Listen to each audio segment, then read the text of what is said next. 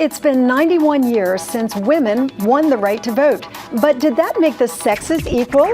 Is there gender equality in this country, or do men still hold most of the power? And is there any such thing as being equal, or is that an impossible task because men and women are so inherently different? We'll ask our panel of experts if men and women can ever really be equal right now on It's Your Call.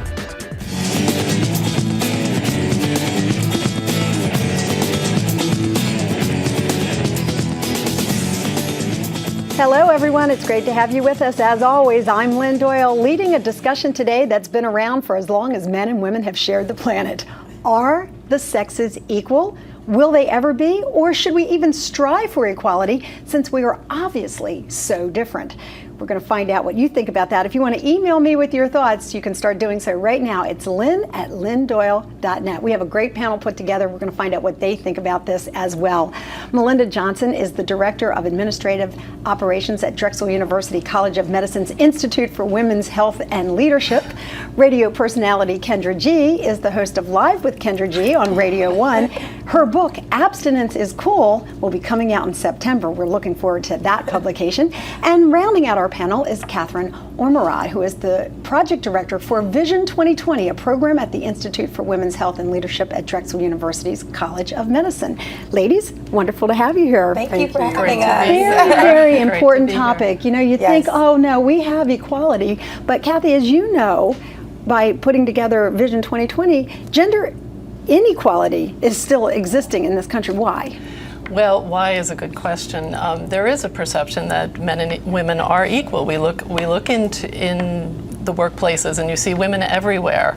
But when you get into the leadership positions, particularly the senior leadership positions, that really falls off. In fact, across the professions, women are only about, on average, 18% of leadership positions. So really, in the workplace, men and women are not equal yet, and we have a long way to go. But Vision 2020 is a very optimistic organization. We look to the year 2020, when we'll celebrate the 100th anniversary of women's right to vote, and we really want to accelerate the pace of change, and that's what we're about. Okay, so we're trying to accelerate the pace of change because even though we think that we have a lot of the same rights when it comes to power, position, and most importantly salary, we're still not quite there. What's up with that? How do we change that? I think we have to stand up for ourselves, and once we realize that our counterpart or male counterpart is getting paid more than us and we're doing the same type of job, we have to be vocal and not be afraid of that. I think sometimes women are afraid to stand up for what they deserve, and I think it begins there. But Melinda, I think people at home are probably saying, well, wait, the laws say that, you know, you cannot discriminate against a woman who's doing the same job, and yet you found, practically speaking, that whether it's discrimination or not, it's just an accepted practice not to pay women as much money. It's one thing to have laws or a guidebook or rules. It's another thing to put those things into practice. And that's why we really need women who are courageous enough to step up, speak out freely, as men do. And part of that is sponsorship or mentorship, however you might see that. What you need are people who are behind you who say, yes, you should do it. Yes, this is an opportunity for you. Like as Kathy said, when you look into top leadership positions, you don't see equity in terms of men and women sharing power and making decisions together.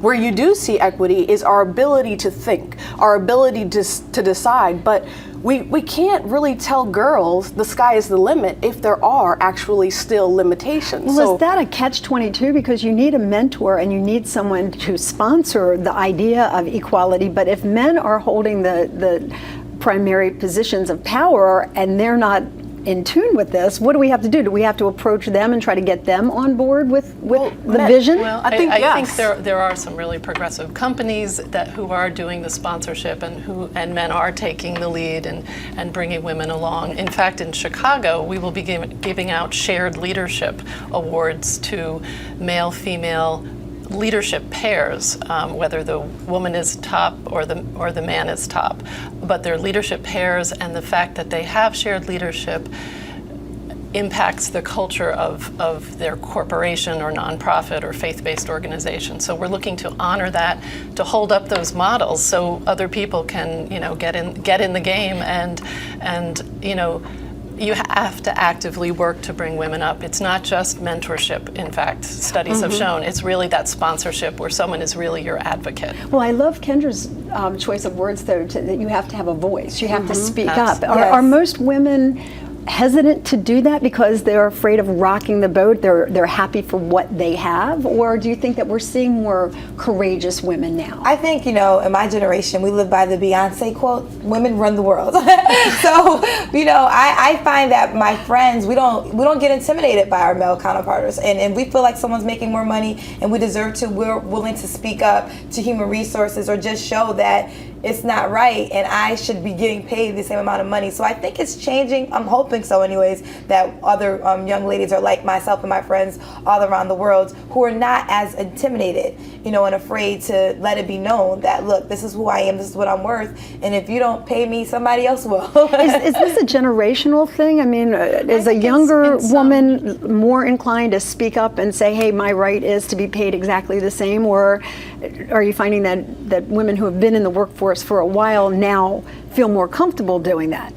Well, I think there are generational issues, and Vision 2020 very much appreciates that. And I sat and watched with my 21-year-old daughter last night the Gloria Steinem special, and all those pictures of the 70s. It felt really old and ancient history, and that was sort of her reaction as well. So younger women expect to be equal, and they expect to get equal pay. We had interns this summer who were doing research and said women are getting 78 cents to every man's dollar, and that even gets worse as you get in the senior leadership positions. And she said it's like we're being punished. So I think young women, when they don't expect to ever hit that wall, but when they do, they really do have a voice. But some women don't, and that's why you need laws and policies that assist them as well. Well, we're giving our viewers a voice, as we always do here on It's Your Call. We want to know what you think about this, okay? If you'd like to join in, tell us what you think. Are men and women equal when it comes to salaries, promotions, and responsibilities where you work? And how about at home? Do we share the burden there? Are you comfortable with your role? Whatever that role is. Some of us have this perception that we have to be a certain way. Other people are very happy with, doing things your own way.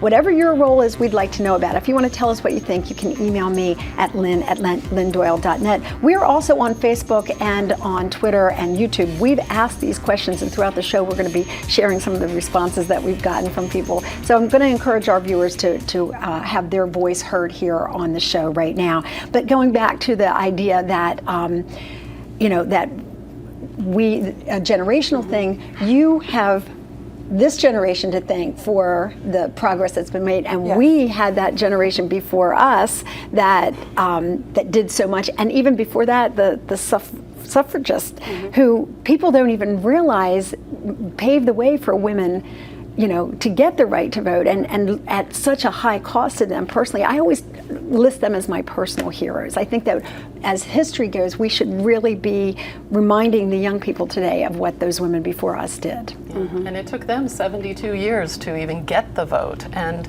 the reason Vision 2020, we hearken back to the suffragists because we believe that they really wanted the right to vote as a window to getting seats at the table of power, whether it was business or politics or any facet of American life.